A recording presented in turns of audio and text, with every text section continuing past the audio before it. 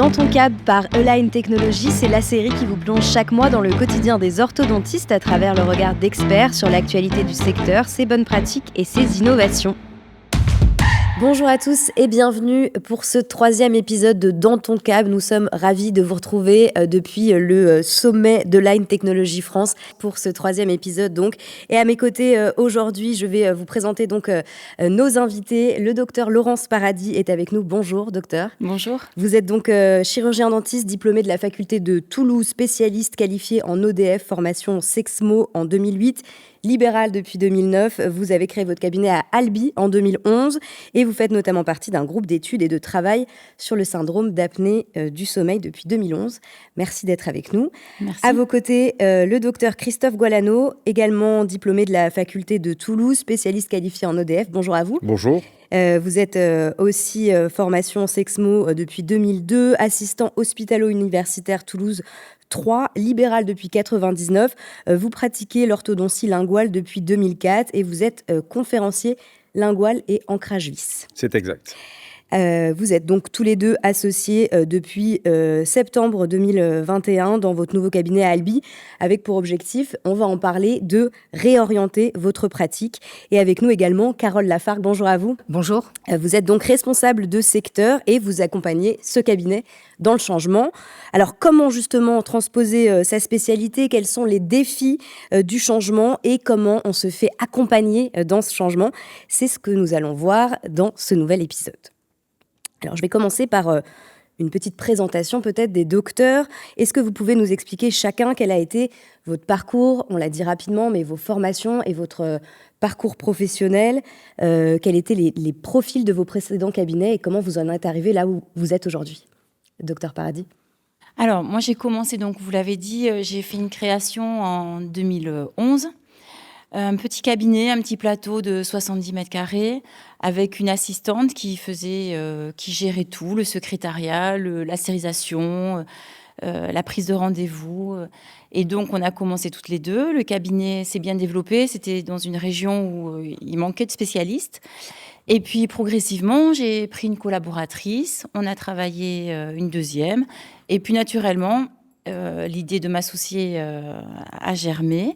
Et donc, après, avec Christophe, nous avons décidé de travailler ensemble, puisqu'on avait déjà travaillé ensemble il y a plusieurs années, en 2004. En 2004, pendant 7 ans. Et donc, c'est lui qui a quitté son cabinet de Colomiers, en région toulousaine, pour venir s'associer à Albi. Et là, nous avons créé un cabinet beaucoup plus gros, un plateau de 250 mètres carrés, où nous avons chacun 3 fauteuils, 3 assistantes, 3 secrétaires. Donc voilà, et nous sommes associés maintenant depuis un peu plus de 2 ans.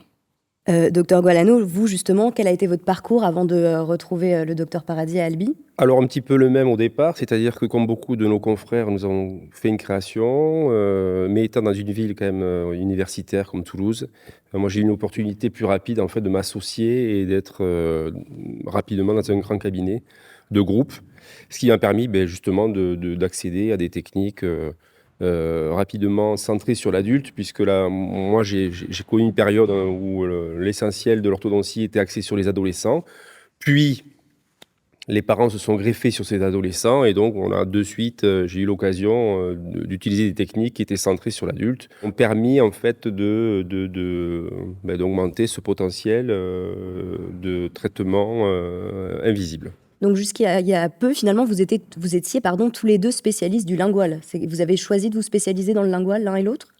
Alors, on ne peut pas parler de spécialité dans la spécialité, c'est-à-dire que le lingual, c'était une façon de traiter des patients, et c'est vrai qu'elle demandait beaucoup d'efforts sur un plan technique. Donc moi, j'étais là depuis quelques années à travailler sur ces technologies, et donc c'est un apprentissage qui a pris du temps. Et ensuite, les technologies évoluant, et on fait bénéficier notamment la dématérialisation avec les systèmes numériques, Le marché s'est ouvert, en fait, et le marché s'est ouvert notamment avec les systèmes de gouttières. Ouais, on va en reparler bien sûr, notamment avec Carole Lafargue. Est-ce que vous pouvez nous dire un mot de votre nouveau cabinet justement qui se trouve en plein centre d'Albi? Il est très neuf, très moderne. C'était quoi l'ambition justement de ce cabinet quand vous l'avez créé? Est-ce que vous vous êtes dit c'est une page blanche pour commencer quelque chose de nouveau?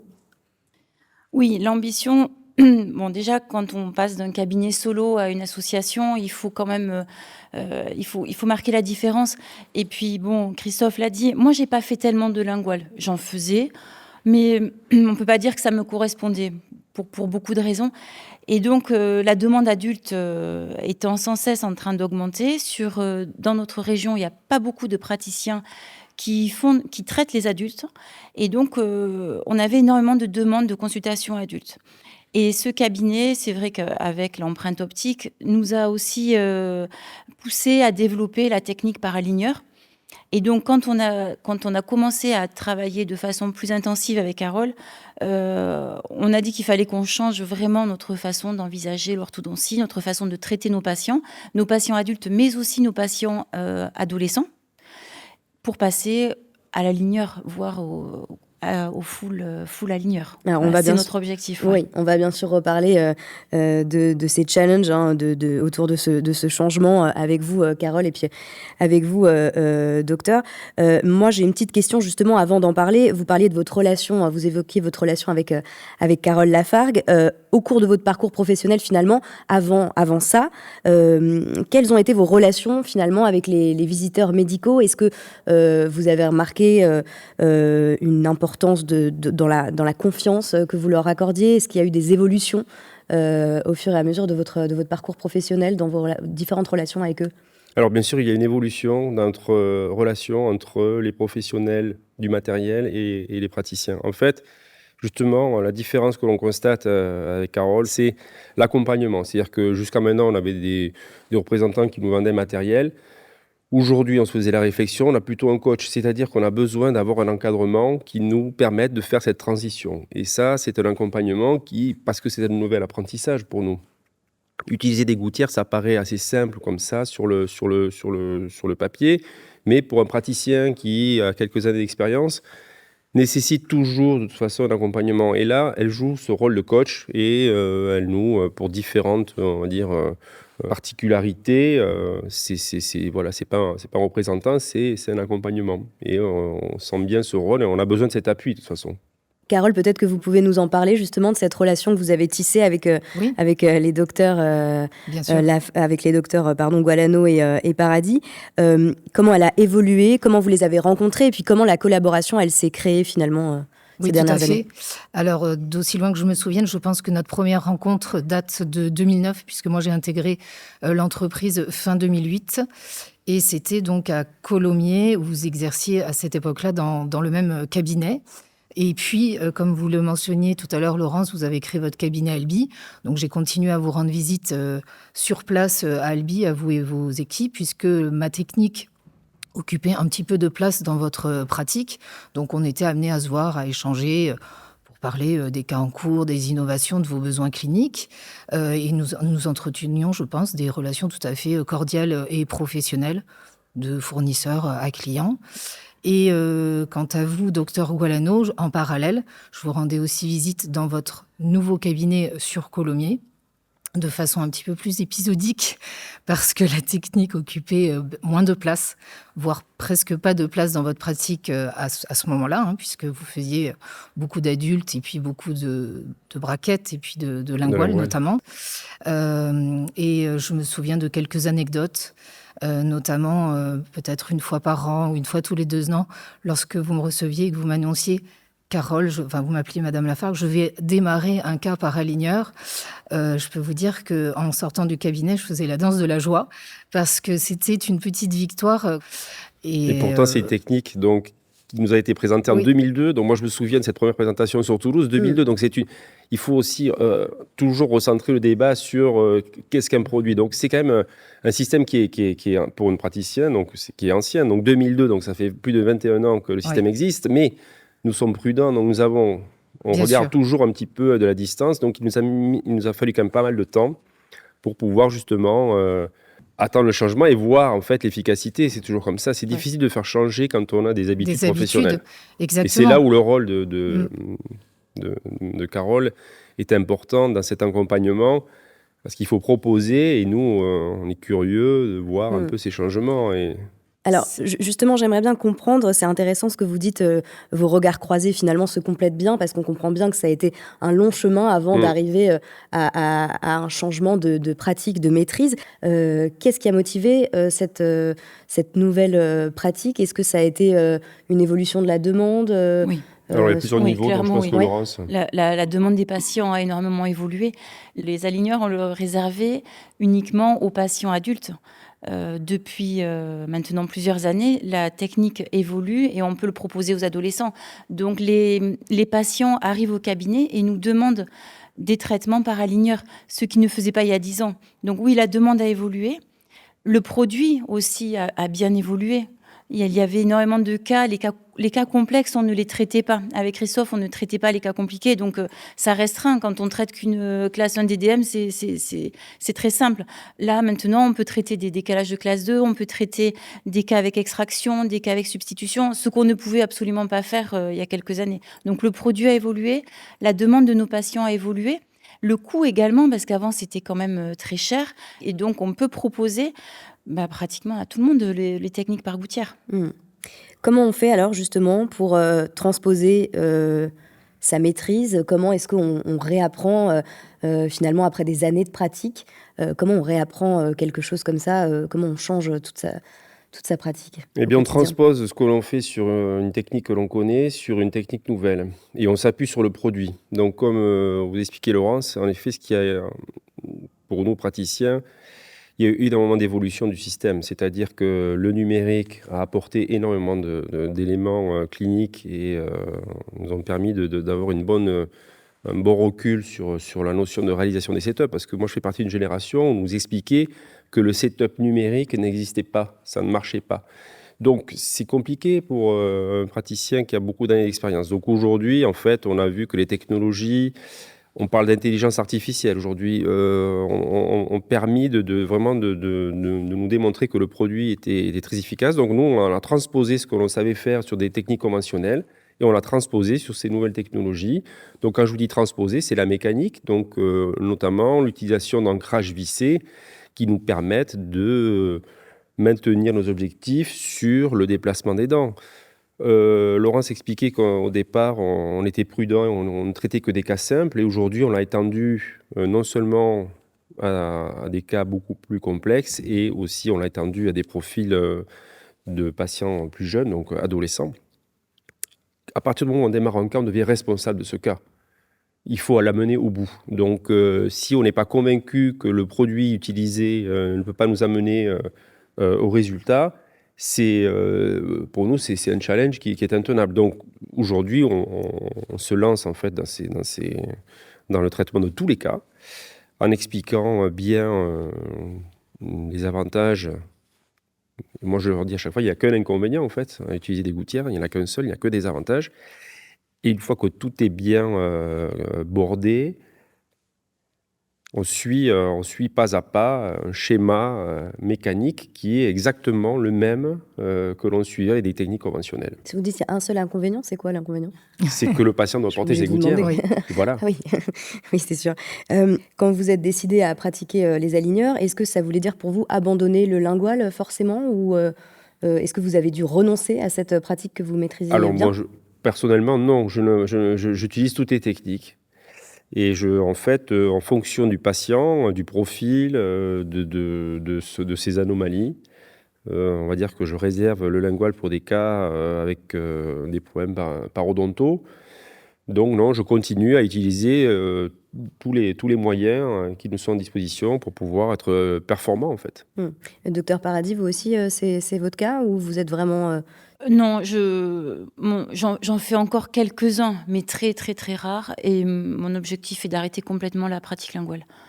Parce que plus adapté, moi, je trouve, à nos patients actuels qui supportent de moins en moins d'avoir mal, qui ont peur d'avoir quelque chose de cassé, de décoller, de souffrir. Et donc, la technique par gouttière répond vraiment à tous ces inconvénients. Carole Lafargue, comment est-ce que vous les avez accompagnés finalement face à ce changement? On le voit qui est important, qui demande de se réorganiser, qui demande de trouver du temps pour apprendre une nouvelle technique. Quel a été votre rôle face à ça? Alors effectivement, c'est là que notre relation, elle a changé, comme vous l'évoquiez tout à l'heure, je dirais, fournisseur à client à plus à une collaboration. Et là, on part un petit peu d'une page blanche avec ce nouveau cabinet qui a des nouveaux objectifs. Et ce qui était important avant de démarrer quoi que ce soit, c'était de bien comprendre les enjeux de ce cabinet et de discuter ensemble et de comprendre voilà, quels sont leurs objectifs, où est-ce qu'ils veulent aller, qu'est-ce qu'ils veulent faire. Et après cela, implémenter les bons outils qui leur permettent d'atteindre ces objectifs. Donc on a effectivement mis en place déjà certains ateliers de travail, formations et outils dans le cabinet pour les accompagner dans cette transformation. Et aussi, vous le disiez tout à l'heure, docteur Gualano, transposer leur maîtrise en tant que spécialiste dans le multi-attache sur les aligneurs.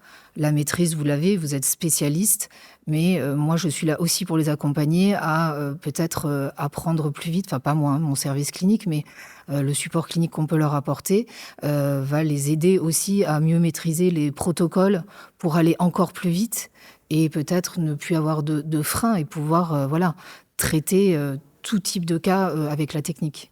Et pardon Carole, mais c'est là que ça a été intéressant, notre collaboration, parce que c'est vrai que on a même aujourd'hui, on est encore parfois un peu sur la défensive, on n'ose pas. Et là, on appelle Carole et elle va nous mettre en rapport avec quelqu'un du support clinique qui va nous aider aussi à concevoir notre cas, notre clean check. Et donc cet accompagnement, elle va également nous faire part de formations, des formations en ligne, des formations en visuel. Donc tout ça, c'est très important pour nous. On n'est pas seul dans une nouvelle technique. Voilà, ce qu'on n'aurait peut-être pas osé faire. Vous diriez que c'est quoi les principales difficultés que vous avez rencontrées ces dernières années en passant aux aligneurs? C'est toujours plutôt un problème de cas clinique, arriver à faire aussi bien que ce qu'on fait avec notre pratique traditionnelle. Voilà. Donc pour moi, il est quand même toujours là le défi. Et donc on a besoin de se former, d'apprendre toujours. Voilà. Mais on n'est pas seul, ça c'est bien. Est-ce que concrètement, vous avez dû, Carole l'évoquait, mais est-ce que vous avez dû physiquement réorganiser le cabinet? Comment ça s'est matérialisé ce changement? Eh bien, le changement, il s'est créé à partir de notre association. En fait, nous, la mutation s'est faite simplement puisque de toute façon, on avait 2 cabinets et on a décidé de s'associer. Donc, l'association nous a permis justement de tout réorganiser puisque l'activité personnelle, quand on seul dans son cabinet, c'est difficile de faire changer des techniques qui fonctionnent. Donc, à partir du moment où nous, on a décidé de s'associer, on a joué le jeu jusqu'au bout en se disant voilà, donc on va tout remettre à plat. Et Laurence a poussé dans cette voie des aligneurs. Et moi, je suis curieux et je me suis mis dans cette trace. Et en fait, c'est l'association, la création de nouveaux locaux, comme l'a évoqué Laurence, donc bien sûr la demande qui a évolué. Ouais, on a eu cette énergie en fait pour pouvoir effectuer ces transformations. Après, le passage d'une technique linguale à des gouttières, elle se fait facilement. Puisque sur un plan purement technique, de prime abord, c'est pas quelque chose qui effraie un praticien. Ce qui par contre, nous inquiétait au départ, c'est justement cette notion d'objectif de traitement.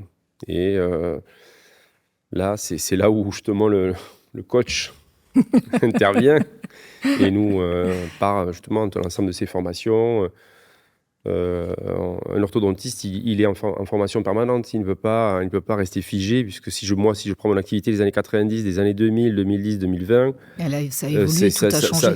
Par décennie, ça évolue à chaque fois. Et ce qui était vrai en 2005 ne l'est plus aujourd'hui. Et tant mieux. Tant mieux pour nous, tant mieux pour les patients. Et aussi, je voulais revenir sur cette notion de patient. En fait, nos agendas sont de plus en plus remplis. Donc, pourquoi on fait des technologies maintenant par aligneur?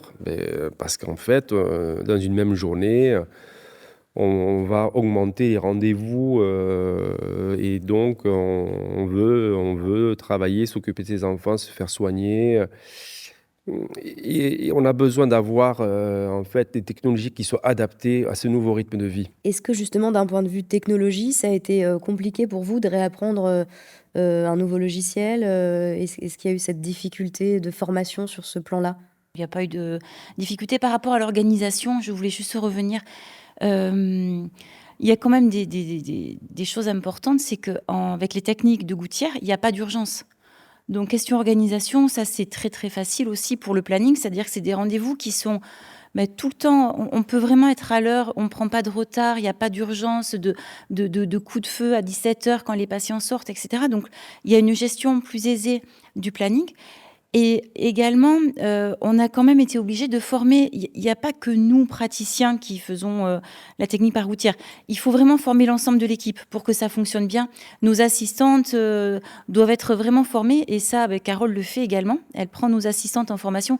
C'est important pour qu'elles puissent vraiment communiquer avec nous, préparer les plateaux quand il y a des taquets à recoller, quand il faut faire un stripping, tout ça. Elles ont aussi un rôle vraiment très important, je pense, dans cette pratique-là, encore plus qu'en technique conventionnelle. Et je crois qu'il faut encore plus développer aussi le rôle de l'assistante. Le patient aussi reste avec elle un moment quand ils font les photos ensemble. Donc, c'est important qu'elle puisse rassurer le patient, qu'elle explique par rapport aussi au traitement. Ils ont toujours des questions et ils parlent beaucoup avec les assistantes. C'est elle aussi qui gère quand les patients ont les applications et quand ils se font leur propre selfie. Donc, l'assistante va ouvrir les photos pour voir si le patient a bien porté ses aligneurs. Et nous, après, on fait le contrôle. Donc, c'est elle également qui est formée là-dessus. Donc, je pense qu'il faut continuer à développer le rôle des assistantes, ouais. Tout à fait, oui, je suis d'accord avec vous. C'est vrai que l'équipe, enfin vos collaboratrices, elles ont un rôle clé dans l'organisation du cabinet et voilà, donner les bonnes tâches aux bonnes personnes et déléguer certaines tâches qui peuvent être faites par les équipes vont vous dégager du temps à vous. Du temps clinique, ouais. Du temps clinique, pardon, exactement, à vous. Et mon rôle, ça va être aussi d'accompagner les équipes, pas que les docteurs, mais les équipes dans l'implémentation des outils digitaux qu'on peut mettre à la disposition du cabinet pour absorber en fait le flux patient au travers de tous ces outils numériques. Ça peut être la prise de photos, le suivi à distance, comme l'évoquait tout à l'heure Laurence. Et tout ça, voilà, c'est important de bien être formé, qu'il y ait une communication, un discours homogène dans le cabinet, que tout le monde soit à l'aise avec les outils pour les implémenter et les déployer de façon optimale. Est-ce que vous pouvez nous raconter votre transition numérique? Comment est-ce qu'elle s'est déroulée? Donc la transition numérique, on l'a vécue dès ses débuts, puisque en 2006, j'ai commencé à utiliser les premiers setups numériques. Donc à l'époque, on ne faisait pas d'acquisition par caméra, elle n'était pas encore développée sur le marché ou pas suffisamment développée. Donc on faisait des empreintes conventionnelles. Le modèle en plâtre ensuite était scanné. C'était comme un micro-ondes et ensuite on pouvait utiliser, segmenter et faire les setups numériques. Puis dans les années 2010-2012, les premières caméras sont arrivées et là ça a complètement libéré la dématérialisation, puisque ça nous a permis de pouvoir faire des empreintes sans matériel physique et de pouvoir utiliser tous les outils autour de cette digitalisation, de cette virtualisation. Donc je me souviens encore de praticiens qui nous expliquaient que les setups numériques n'existaient pas, que ce n'était pas quelque chose qui était réalisable. Aujourd'hui, il n'y a pas un orthodontiste qui remettra en cause en fait l'évolution, cette évolution technologique. Donc c'est sûr que pour un praticien, c'est du temps gagné, énormément de précision, puisque on parle de microns lorsqu'on fait une acquisition avec une caméra. Donc le temps d'acquisition est de quelques minutes, quelques secondes. Bon, il y a des records qui sont battus, mais ça va de 45 secondes, il paraît, pour le record. On met 2-3 minutes à faire une acquisition. Et surtout, il n'y a plus de stockage. On va essayer de se projeter peut-être. On a bien compris à quoi ressemblait votre cabinet aujourd'hui. On va peut-être essayer de se projeter un peu sur l'avenir.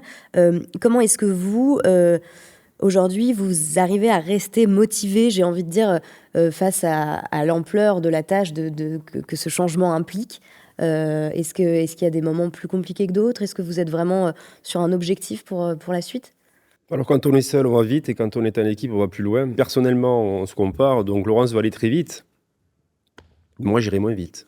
Mais comme on est une équipe, on va aller plus loin. Donc, elle m'amène dans cette évolution. Donc, son idée est très précise, c'est-à-dire que elle veut abandonner les systèmes conventionnels pour finalement traiter tous les patients avec des systèmes par aligneur. Et sur un plan technique, ce qu'il faut comprendre, c'est qu'en orthodontie, il y a différents courants. Il y a différentes sensibilités. Chacun a des objectifs particuliers et ces techniques d'aligneur nous permettent de rester dans ses propres objectifs. Donc, c'est ce qui est intéressant puisque si Laurence a des visions mécaniques et que j'en ai d'autres, ça ne nous empêchera pas d'utiliser le même système. Donc on peut aller plus loin, c'est-à-dire que ce n'est pas contradictoire. Les systèmes vont nous permettre de travailler avec des aligneurs pour tous les patients de l'âge précoce, chez les adolescents, chez les adultes. Est-ce que finalement il y a des bonnes pratiques, ce serait peut-être même des conseils pour des docteurs qui seraient dans votre situation, que vous avez mis en place pour accompagner au mieux ces changements? Moi, je pense qu'il faut échanger. D'ailleurs, il faudra qu'on en parle. Il faut échanger. Notre force aussi, elle est qu'on est deux. On est deux, ça c'est très bien parce qu'on a été formés, on a eu la même formation d'orthodontie, donc on a les mêmes objectifs, on travaille avec la même biomécanique, etc. Et donc, comme on est quand même encore débutant en technique par aligneur, on montre tout le temps, on se montre nos cas, du diagnostic au cas fini, et donc on avance 2 fois plus vite. Donc l'idée, moi je pense, ça serait de faire des forums avec des praticiens pour échanger nos cas, dans la mesure où on travaille un peu de la même façon. Et là, on gagnerait beaucoup de temps, je pense. Oui, donc ça, peut-être, ça existe déjà. déjà. Ça existe, tout à voilà, fait. Bon, c'est ça. On organise, on a un calendrier annuel avec des événements cliniques et vous pouvez tout à fait choisir des événements qui se font en distanciel en ligne. Donc là, c'est plus compliqué d'échanger, mais on organise également des study clubs, des tables rondes. Voilà. Et là, vous allez être en petits groupes avec vos pairs et un speaker, ça peut être sur un thème en général, et vous allez confronter vos cas à ceux de vos pairs et vous allez échanger autour d'un thème. C'est quoi pour vous l'objectif principal pour le cabinet dans les prochaines années? L'objectif, je pense que c'est d'arriver à traiter tous nos patients en technique par gouttière. De toute façon, c'est en perpétuelle évolution, donc je pense que le matériau va continuer d'évoluer, les quelques petites faiblesses vont continuer à être améliorées. Voilà, il est là pour gagner plus de temps, pour aller toujours plus vite, oui, pour traiter de plus en plus vite. Tous les jours, nous entendons nos patients ou les parents de nos patients. J'ai eu mal, j'ai une bague décollée, Ouais. le brossage n'est pas correct. C'est une récurrence, mais c'est permanent, avec des concentrations en fin de journée, les mercredis. Donc c'est une source de stress pour tout le monde, pour les patients, pour les parents, pour les assistantes, pour les secrétaires et pour les praticiens. Lorsqu'on utilise des gouttières, c'est une réalité. En fait, il n'y a que de la convivialité dans le sens où, comme je vous expliquais, pour moi, il n'y a qu'un seul inconvénient, c'est le port de la gouttière. Donc, et là, c'est comme le brossage finalement, parce que si le patient ne met pas sa gouttière, il n'y a pas de résultat et il n'y a pas d'engagement. Et les parents mettent plus la pression. Ils mettent la pression sur le brossage et ensuite ils mettent la pression sur le fait de, voilà, il faut que mon enfant porte sa gouttière. Donc, on a un bon appui des parents quand on soigne les adolescents. Donc, pour nous, c'est quand même un avantage majeur et d'être, donc voilà, de ne pas avoir, comme expliquait Laurence, du retard. Donc, finalement, plus de convivialité, c'est quand même pour nous au quotidien. Voilà, donc ça nous projette dans des jours, on va dire, dans des jours heureux. Donc, on a plutôt envie d'aller dans cette voie. Donc, si je vous demande comment vous imaginez votre cabinet dans 5 ans, c'est full aligneur. Oui. C'est ça l'idée? Même avant. Parce que ça va très vite. À partir du moment où donc, nous, on a décidé de basculer, Finalement, la communication vient facilement et vient seule. Et en proposant, en montrant en fait le produit aux parents ou aux patients, ils choisissent d'eux-mêmes ces techniques. Très peu sont réfractaires et après, la seule limite, elle est financière. Et c'est vrai qu'aujourd'hui, Et donc, beaucoup moins beaucoup maintenant. moins, donc ça peut être proposé à tous les patients. Carole, très concrètement, qu'est-ce qui va être mis en place dans les prochains mois dans le cabinet des docteurs Gualano et Paradis?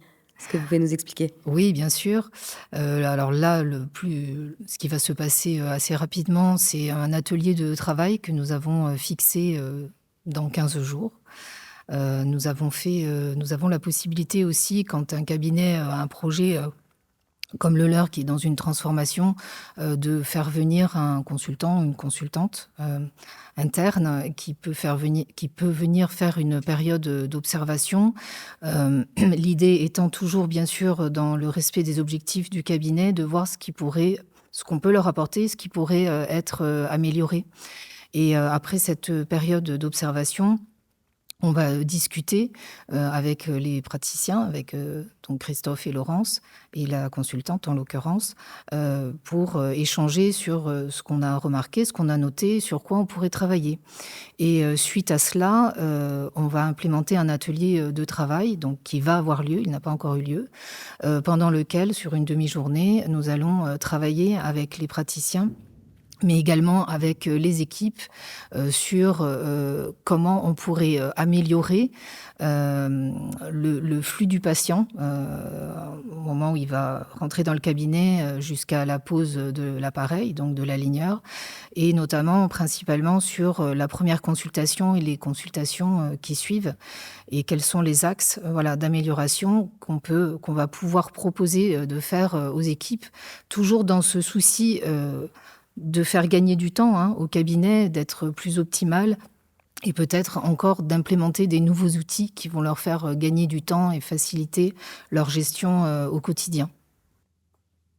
C'est quoi pour vous les ambitions pour cette collaboration justement dans les prochains mois, dans les prochaines années? Ben, c'est toujours la formation, c'est-à-dire d'en apprendre toujours plus sur ces techniques et de maîtriser ce nouveau système qui n'est pas nouveau, mais nouveau dans notre Et utilisation. communiquer aussi, on avait dit qu'on essaierait de communiquer un petit peu avec nos pairs dans notre ville, dans notre région, fin d'année, pour expliquer aussi à nos confrères dentistes pourquoi aujourd'hui on traite beaucoup par aligneur, quels sont les objectifs, et puis leur montrer aussi des résultats, des cas cliniques. Voilà. Oui, tout à fait. Ouais. Pour vous, Carole, les objectifs, les ambitions, c'est quoi dans les prochains mois? Les ambitions, les objectifs, bien sûr, c'est on démarre une collaboration et je voudrais qu'elle soit pérenne, qu'on continue à communiquer, échanger et comme le soulignait tout à l'heure Laurence, des objectifs peuvent évoluer dans le temps. Les objectifs que vous avez aujourd'hui, effectivement, peuvent évoluer dans 1 an, dans 2 ans. Nous aussi, en tant qu'entreprise, on va évoluer parce qu'on va continuer à innover, à développer des nouveaux outils digitaux. Donc, l'idée, c'est d'avancer ensemble et de répondre toujours à vos besoins, à vos attentes, le plus longtemps possible. Et puis, d'atteindre la réussite que vous êtes fixée dans votre cabinet et aussi démarrer des patients plus jeunes, Oui. des enfants. J'ai vu qu'un cas avait démarré. Et d'ailleurs, j'en profite pour vous demander qu'est-ce qui a fait que vous avez démarré ce jeune patient? Je ne sais pas si... C'est moi. C'est Christophe. Oui. Et parce que j'étais pas convaincu des autres systèmes et que j'ai identifié le système qui était adapté. Quand vous me demandiez, est-ce que vous abandonnez en fait, il y a des trous dans la raquette au niveau des dispositifs, et celui que j'ai trouvé pour corriger la dysmorphose de ce patient correspond exactement en fait à mes attentes. Donc, parce qu'il y a eu des évolutions technologiques, le système est beaucoup plus léger.